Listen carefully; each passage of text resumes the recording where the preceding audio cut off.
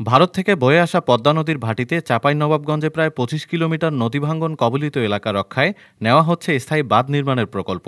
প্রাথমিকভাবে এতে ব্যয় ধরা হয়েছে প্রায় ১,৭০০ কোটি টাকা। ৩ এপ্রিল দুপুরে চাঁপাইনবাবগঞ্জের শিবগঞ্জ উপজেলায় দুর্লভপুর ইউনিয়নের ভাঙ্গন কবলিত দোভাগী ঝাইলপাড়া গ্রামে নদী পরিদর্শন শেষে এসব কথা জানান পানি সম্পদ মন্ত্রণালয়ের অতিরিক্ত সচিব ড আ.ন.ম বজলুর রশিদ। এ সময় অতিরিক্ত সচিব আরও জানান, কয়েক বছর ধরে ভারতীয় সীমান্তবর্তী ভাঙ্গন কবলিত এলাকা নদী ভাঙ্গনের কারণে খুবই খারাপ অবস্থায় রয়েছে। পদ্মা নদীর অন্যান্য এলাকায় পার বেঁধে ফেলা হয়েছে। বাকি ২৫ কিলোমিটার এলাকায় ভাঙ্গন প্রতিরোধে প্রকল্প হাতে নেওয়া হয়েছে। স্থায়ীভাবে বাঁধ নির্মাণের পরিকল্পনা করা হয়েছে।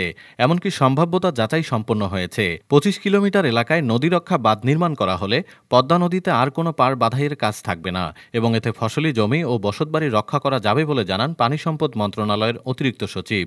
স্থায়ীভাবে বসতবাড়ি ও ফসলি জমি রক্ষার জন্য এই বড় প্রকল্পের প্রয়োজন আছে এবং সরকারও এই অর্থের সংস্থান করবে বলে আশাবাদ ব্যক্ত করেন তিনি।